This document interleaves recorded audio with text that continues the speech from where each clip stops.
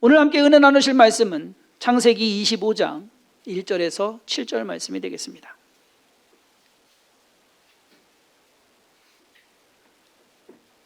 창세기 25장 1절에서 7절 말씀 제가 봉독합니다.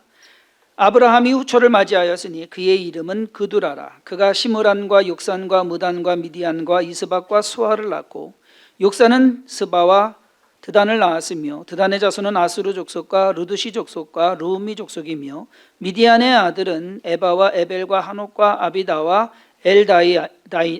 엘다아인이 다 그두라의 자손이었더라. 아브라함이 이삭에게 자기의 모든 소유를 주었고 자기 서자들에게도 재산을 주어 자기 생전에 그들로 하여금 자기의 아들 이삭을 떠나 동방 곧 동쪽 땅으로 가게 하였더라. 아브라함의 향년이 175세라. 아멘. 여기까지요.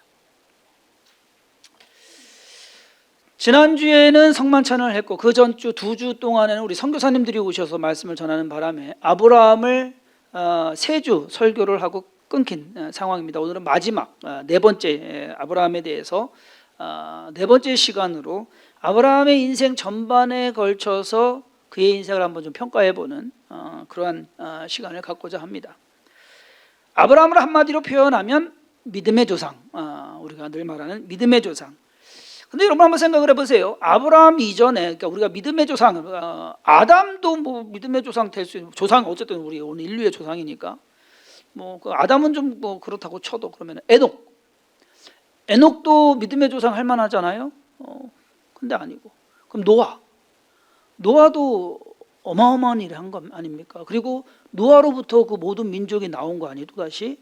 그러면은 믿음의 조상 하면은 노아가 믿음의 조상이 될 수도 있는데 이 사람들 다 빠지고 아브라함 한참 아래인 아브라함에 와서 아브라함으로 하여금 믿음의 조상이다라고 우리가 칭합니다. 그렇다면 왜 아브라함이 믿음의 조상이 되었을까? 그가 어떤 대단한 일을 했기 때문에 그러한 칭호를 받은 것일까? 그의 인생을 좀 살펴보도록 하겠습니다. 우리는 지난 3시간에 걸쳐서 아브라함과 연관된 핵심적인 사건이나 또는 인물을 좀 살펴보았습니다. 여러분 한번 생각을 해보세요. 벌써 거의 3주, 4주 전 일인데 아브라함이 믿음의 조상이 될 만한 조건 뭐 있습니까? 여러분들이 생각하는 아브라함은 이래서 믿음의 조상이야 라고 할 만한 뭔가가 있느냐라는 겁니다. 많은 사람들이 그저 하나 이제 찾으면은 아들 이삭 번제로 바친 것. 여러분들도 하실 수 있어요. 나는 못해 그래서 아브라함은 그건 아닐 겁니다. 그만한 헌신과 노력, 그러한 신앙 가진 사람 있습니다. 자, 아브라함이 75세 때 가나안 땅에 들어갑니다. 그가 처음 자리 잡은 곳은 세겜 땅 모래 상수리 나무가 있는 곳이었다고 기록하고 있습니다. 거기에서 처음 제단을 쌓고 있다가 거기에서 이제 장막을 또 옮겨요. 베델과 아이 사이 그쪽으로 장막을 옮겨가지고서 그곳에서 또 제단을 쌓고 여호와의 이름을 불렀더라라고 창세기는 기록하고 있습니다. 자, 아브라함이 가나안 땅에 왔을 때 그곳에 살고 있던 사람들은 어땠을까? 제가 오늘 상황극을 좀 한번 만들어 봤습니다. 그랬더니 일부 예배 끝나고 났더니 우리 집사람이 어디서 뺏긴 거야? 아니야, 나 창작이야. 순수한 창작이야. 자, 상황극 들어갑니다. 이봐봐, 저 사람이 아브라함이래. 갈 때야 우르에서 왔다구만. 그가 믿는 신이 가라고 했대. 그 여호와인가 뭔가. 멀리서부터 왔네. 여기서 얼마나 살려고 하나? 잘 살 수 있을까? 지금 이거 기근인데 농사도 안 될 거고 목축은 더더욱 안 되지. 힘들 텐데. 그렇지? 쉽지 않을 텐데 말이야. 이복에 그 얘기 들었나? 아브라함이 여기서 뽑히고 애굽 갔대. 애굽으로 내려갔대. 그렇지. 고향 떠나서 산다는 게 그게 그렇게 쉬운 일은 아니지. 그런데 애굽으로? 거기도 별 수 없을 텐데. 그거 아는가? 아브라함 돌아왔대. 그것도 더 좋아져서 말이야. 그래? 별일이네? 아무것도 없이 간 사람이 어떻게 더 좋아져서 와? 그러면 더 좋아졌으면 거기 그냥 눌러 살지 왜 여기 왔대? 그가 믿는 하나님이죠. 그 하나님이 여기서 살라고 그랬대. 그래서 다시 여기로 왔나 봐. 이보게 큰일 났네. 왜? 강 건너 소돔과 고모라 그들라오멜 연합군이 와가지고서 그냥 싹 쓸어버렸대. 그리고 거기 있는 사람들 다 잡아갔대. 그래서 아브라함이 사람들 데리고서 조카 찾으러 간다고 떠났구만. 뭐? 아니 소돔과 고모라 왕들도 못 이겼는데 아브라함이 그냥 그 몇 명 데리고 가고서 어떻게 이겨? 뭐 아브라함이 이겼다고? 그래서 뺏긴 것을 다 찾아왔다고?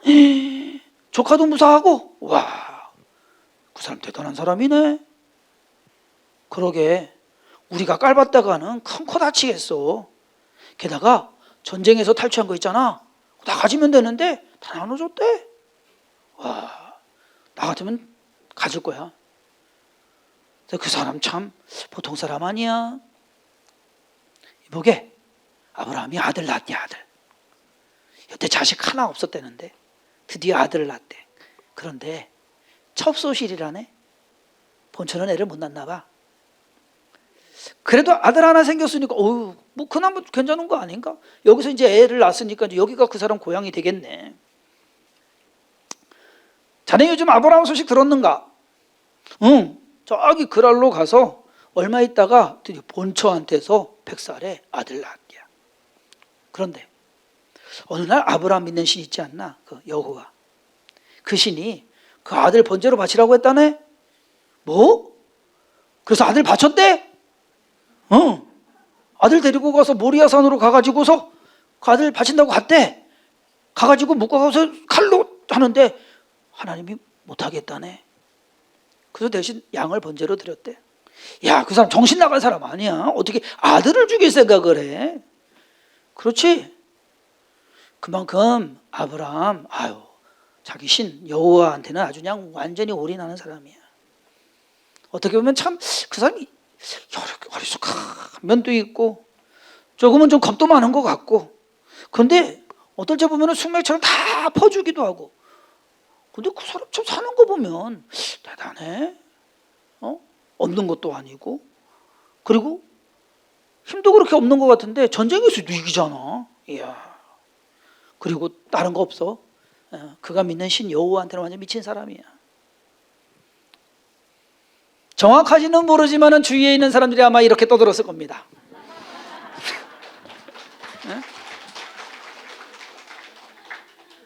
아브라함에 대해서 평할 때 그렇지 않겠습니까, 여러분? 한번 생각해 보세요. 아브라함 우리는 성경을 읽으면서 그렇게 하지만 주위에 있는 사람들은 관심은 있을 거란 말이에요. 저놈 누구야? 근데 보니까 별거 없거든요. 근데 보니까 잘 되거든요. 그러니까 그것이 신기한 거예요. 이삭을 번제로 드리는 일 있은 후에 아내 사라가 127세, 아브라함의 나이 137세에 사라가 죽습니다. 사라의 장례식이 끝나고 아브라함은 아들 이삭의 신부감을 구하기 위해서 자기 종을 보내서 신부감을 데려와라 라고 합니다. 그 길도 순탄해집니다. 그래서 리브가가 오게 되는 겁니다. 이삭이 40세에 결혼하거든요. 그럼 아브라함의 나이가 140세인 거예요. 그리고 나서 아브라함의 이야기는 이제 막을 내립니다. 오늘 우리가 읽은 이 본문 말씀이 이제 그 마지막입니다. 그런데 말입니다. 아브라함이 늙어서 재혼해가지고서 그래. 애 6을 더 낳았다네. 대박. 여러분 요즘요, 우리 딸이 그러더라고. 아빠 대박 하는 거 아니고 박박 그러는 거야. 그래서 왜? 그랬더니 대박을 줄여서 박박 그러래요. 여러분들 손주들 있으면 가서 박박 그래 보세요. 그럼 걔네들은 안 돼요. 우리는 몰라도. 네. 아니 그래 6을 더 낳았대요. 그 할아버지가. 아브라함은 그드라라는 여인을 아내로 맞이해서 그 늙은 나이에 6명의 아들을 더 낳습니다. 그러다 보니 많은 학자들이 이 기록을 두고서 이것이 시간적인 흐름을 가지고서 쓰여진 것은 아닐 것이다. 말하자면 이삭 낳고 번제 드리고 사라 죽고 그 다음에 결혼해서 그렇게 되면은 아브라함 나이가 최소한 137세 이상이거든요. 그때부터 해가지고 재혼해가지고 여섯을 낳았을 것이다. 그것은 아닐 것이다라고 생각을 하고, 이것이 중복돼서 가는 일인데 사라가 있을 동안에 또 후처를 취해가지고 자식은 더 낳았을 것이다라고 추정을 하는 것. 제가 봐도 여기에 더 설득력 있지 않을까. 너무 늙은 나이에 그제서야 나가지고서 뭐 그거는. 자, 결국 아브라함은 175세의 인생을 마감합니다. 아브라함의 인생을 구분해 본다면 태어나서 75세까지는 이제 이방 땅에서 살아요. 그리고 75세에 부름을 받아가지고서 가나안 땅으로 와서 25년을 삽니다. 25년을 살고서 아들 이삭을 낳습니다. 아들 이삭을 낳고 난 다음에 또다시 75년을 삽니다. 그러니까 75, 25, 75. 그러한 구분이 있는 겁니다. 나이로 따져보면 이삭이 결혼하고 에서와 야곱 쌍둥이를 낳을 때가 60세입니다. 이삭 나이 60세에 야곱과 에서를 낳습니다. 그러면 아브라함의 나이는 160세. 아브라함이 몇 살에 죽었다고요? 175세. 그러면 손자들을 보고 15년 동안 같이 있다가 죽었다라는 것으로 우리가 알 수가 있습니다. 별거 없어요. 아브라함의 인생을 쭉 보면 하나님이 부르셔가지고 가나안 땅에 와서 그리고 살다가 이삭 낳고 이삭 번제로 드리고 그리고 죽은 것. 끝. 우리가 생각하는 믿음의 조상이 될 만한 엄청난 대단한 자, 그러면 아브라함의 인생을 몇 가지로 이제 요약을 해서 평가를 한번 해보도록 하겠습니다. 첫 번째는 아브라함의 인생은 평범하면서도 비범한 인생이다. 아브라함은 그가 살던 그 당시에 그 지역에 그냥 평범한 사람이었습니다. 한 가정의 가장이고 그리고 좀 다른 사람들만큼 잘 산다라고 할 정도 그러한 아내와 자식이 있고 목축을 하면서 생계를 유지하는 그러한 사람이었습니다. 그를 족장이라고는 말하지만은 족장이라고 해서 부족이 있는 만큼 수많은 사람들이 있는 아니에요. 세대수로 치면 한 세대예요.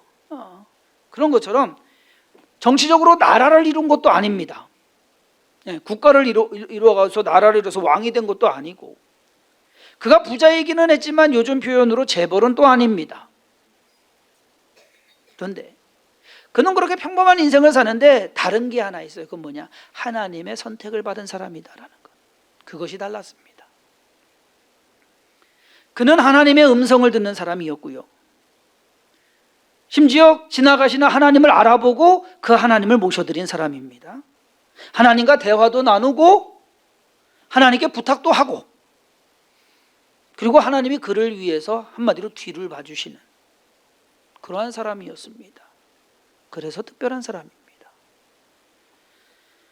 아브라함이 믿음의 조상이 되는 것은 그가 세상에서는 참 평범한 사람이었지만 하나님에게는 특별한 사람이었기 때문입니다. 저와 여러분들 세상에서 평범해요. 그렇죠? 제가 우리 주성긴교회 성도님들 봐도 다 평범해요. 그것이 믿는 사람들의 삶입니다. 뭔가 대단하고 특출나고 뭔가 이게 아니라 평범해요. 근데 중요한 것은 하나님이 저와 여러분들에게 관심이 있다는 겁니다. 하나님의 선택이 저와 여러분들에게 있다는 사실, 그것이 우리로 하여금 비범하게 만드는 사실입니다. 아브라함이 그랬단 얘기예요.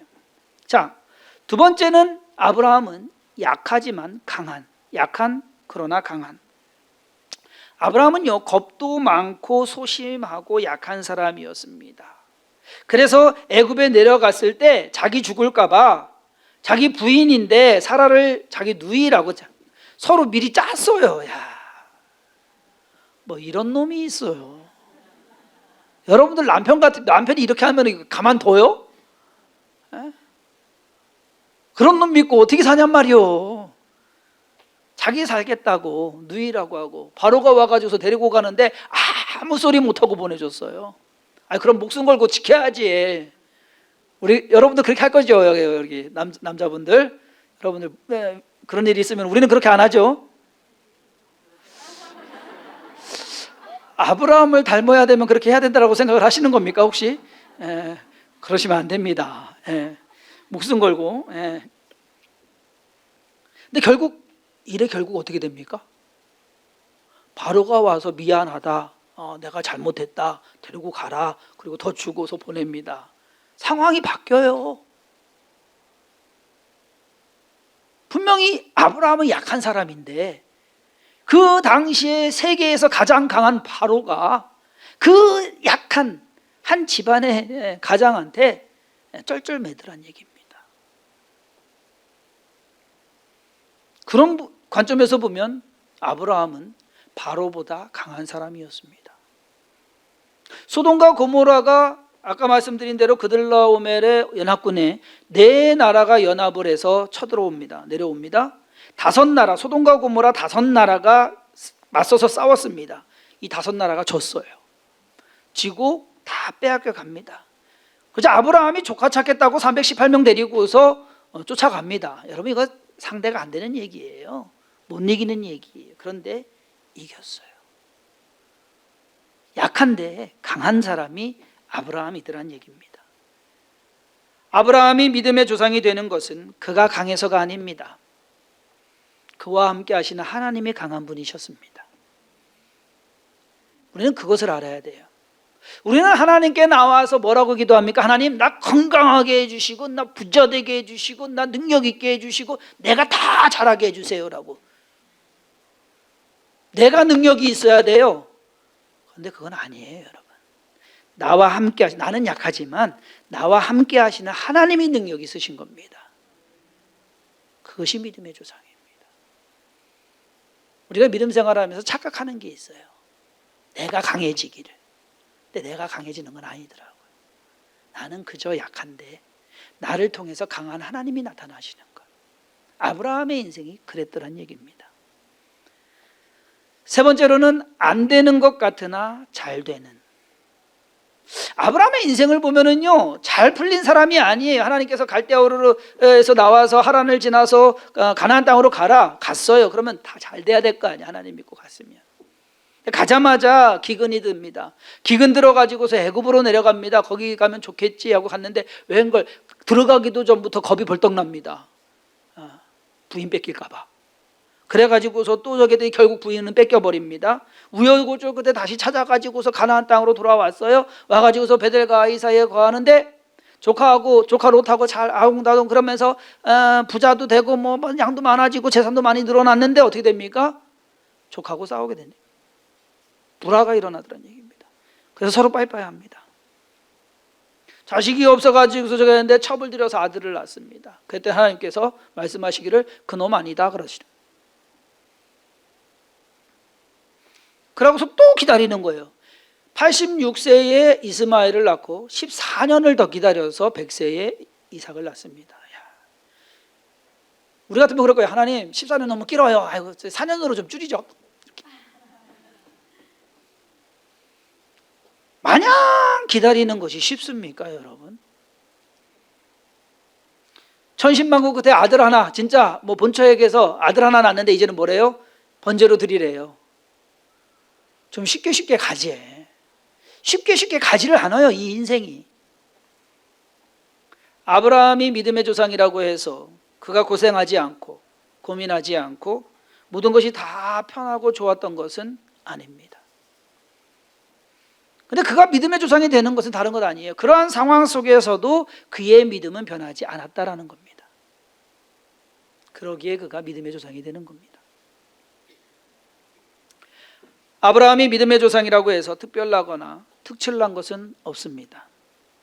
우리가 일반적으로 생각하는 기준에서 믿음의 조상 그러면은 어느 정도 뭔가 대단한 일, 뭔가 업적, 그거에 필적하는 뭔가가 있어야 된다라고 생각을 하는데 아브라함은 그런 게 없습니다. 그저 여호와를 신으로 섬기는 사람으로. 여러분 한번 생각을 해보세요. 그러면 여호와를 신으로 섬기는 사람이면은 신전 기가 막히게 다. 여러분 여행 가보세요. 그리스나 로마 가보세요. 다 신전이거든요. 어마어마하게 자기들 신 나타내게. 선생님 이집트를 가보세요. 다 신전. 그 당시에 이제 신전. 그러면 아브라함도 여호와 믿으시면 가나안 땅에 와서 신전을 아주 그냥 기가 막히게 탁 했어야 되는데 그런 거 없습니다. 그러면 솔로몬처럼 아주 그냥 멋들어지게 1,000번째 소 1,000마리 탁 해갖고서 번제를 하나님께 드리는, 그러면은 좀, 근데 그런 얘기도 없습니다. 그렇다고 해서 요즘식으로 한 1,000명씩 전도하는 전도왕, 가나안 땅에 가서 여호와 믿으세요, 여호와 믿으세요, 하나님 믿으세요, 하나님. 아브라함이 전도했다는 기록이 없네.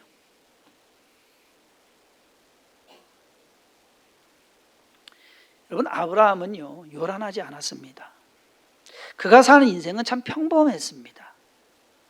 하지만 그의 신앙만큼은 결코 평범하지 않았다라는 겁니다. 그것이 그로 하여금 믿음의 조상이 될 수 있는, 그렇게 불릴 수 있는 자격을 준 것입니다. 여러분, 믿음은 거창한 게 아니에요. 뭐 드러나고 보여지고 뭐 해가지고 그게 아니에요. 우리는 종종 그래요. 교회에서 열심히 내고 아우 저분 믿음 좋아. 우리는 그렇게 판단할 수밖에 없어요. 근데 진짜 믿음은 그러한 것이 아닙니다. 진정한 믿음은 다른 건 아니거든요. 하나님을 제 1번으로 놓는 것. 어떠한 상황 속에서도 하나님이 1번인 것. 이 순서가 바뀌는 경우가 저와 여러분들 인생에 많잖아요. 때로는 우리의 가족이 1번이 될 수 있습니다. 부모님이 자녀가, 근데 가장 1번 많이 되는 게 누군지 아세요? 나예요. 내가 1번이 되는 경우가 더 많아요. 근데 아브라함은 내가 1번이 아니었습니다. 모든 상황 속에서 하나님이 1번이었습니다. 아브라함이 믿음의 조상이 된 것은 하나님과의 관계가 정확했다는 것입니다. 하나님을 자기의 신으로 받들고 절대 순종과 복종으로 섬긴 것, 아브라함이 보여준 믿음입니다. 거기에 더해서 아브라함이 보여준 것은 그가 여호와 하나님을 섬기는 사람으로 주위 사람들로 하여금 알게끔 했다라는 겁니다. 가는 곳마다 제단 쌓습니다. 여호와의 이름 부릅니다. 하나님을 위해서 살아갑니다. 아까 동네 사람들 말하는 것처럼 저 사람은 하나님한테 미친 사람이야 라고, 저 사람은 하나님 믿는 사람이야 라고. 근데 나중에 뭐 어떻게 합니까? 다른 사람이 찾아와요. 당신 보니까 하나님이 당신 복 주는 것 같다. 하나님이 당신과 함께하는 것 같다. 우리 사이좋게 지내자. 이게 전도예요.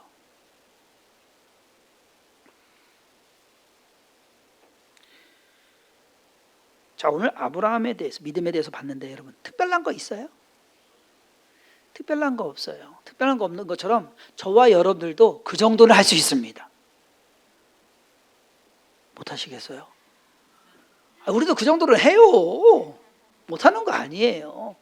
우리가 믿음의 조상이라고 해가지고 엄청나게 기준을 높이 세워놓고서 나는 감히 범접할 수 없는 그런 나는 뭐 안 돼, 상대가 안 돼. 아니요, 여러분. 아브라함이나 우리나 별반 다를 거 없어요. 우리도 그렇게 하면 돼요. 그냥 믿음으로 살아가면 돼요. 하루하루 평범하게 살면서 그 속에서 하나님 찬양하고 예배하고 인정하고 그리고 하나님을 보여주고 하는 그러한 삶, 그것이 아브라함이 살아낸 믿음의 조상의 삶입니다. 믿음의 조상이라는 것이요, 뭐 위에 있다는 게 아니에요. 시작이라는 얘기입니다. 믿음으로 삶을 산 사람으로서의 시작이다라는 겁니다. 그 시작은 계속 이어갈 수가 있는 것입니다. 그러므로 저와 여러분들 인생 살아가면서 뭔가 대단한 것을 만들려고 하지 마시고, 그렇게 되면 욕심 생깁니다. 그렇게 되면 잘못된 길로 가게 됩니다. 그렇게 되면 내가 나서게 됩니다. 하나님 앞에서 나를 죽이고 하나님을 최우선으로 하며 그리고 그냥 평범하게 살아가는 것, 내 인생을 살아가는 것, 그것이 믿음의 삶인 것입니다. 그러므로 아브라함을 통해서 저와 여러분들 한번 돌아보는 그러한 시간이 됐으면 좋겠고요. 그리고 우리의 신앙 또한 그거에는 못 미치는 것이 아니라 우리 또한 그러한 것을 이루어갈 수 있는 그러한 삶을 살아가기를 주님의 이름으로 축원합니다. 기도하겠습니다. 하나님께서 우리를 택하셨습니다. 아브라함을 택한 것이나 우리를 택한 것이나 다를 것은 없습니다. 하나님께서 아브라함과 함께 하셨습니다. 우리 인생 속에서도 함께 하실 것입니다. 우리를 하여금 두려워하지 않게 하시고 실망하거나 낙심하지 않게 하시고, 때로는 일이 우리의 생각대로 되지 않는다고 하더라도 아브라함도 그랬습니다. 그러나 그 모든 일 속에서 하나님께서 도우셨고 하나님께서 함께 하셔서 위험도 또 어려운 일도 그리고 시험도 잘 이겨내고 지나왔습니다. 우리 인생도 그렇게 살기를 원합니다. 믿음 지켜나가며 하나님을 우선시하고 하나님과 동행하며 살아가는 삶, 하나님을 멀리하지 아니하며 하나님을 잘 섬기는 것에 기뻐하고 만족하는 그러한 삶을 살아가게 하시고, 진정 우리의 가정에서 내가 믿음의 조상이 되게 하시고, 또 우리의 가정에서 믿음의 기준이 되게 하시며, 또 하나님을 잘 섬겨나가는 것이 우리뿐만 아니라 우리의 자녀들과 자손들에게 더욱더 이어가서 그 믿음의 조상의 일이 또 주님 오시는 날까지 온전히 모든 사람들로 하여금 이어져 가게 하여 주옵소서. 오늘도 우리와 함께 하시고 인도하시며 우리를 통해서 역사하시고 또 영광 받으시기를 원하시는 주님께서 함께 하실 줄 믿고 예수님의 이름으로 간절히 축복하며 기도했사옵나이다. 아멘. 아멘.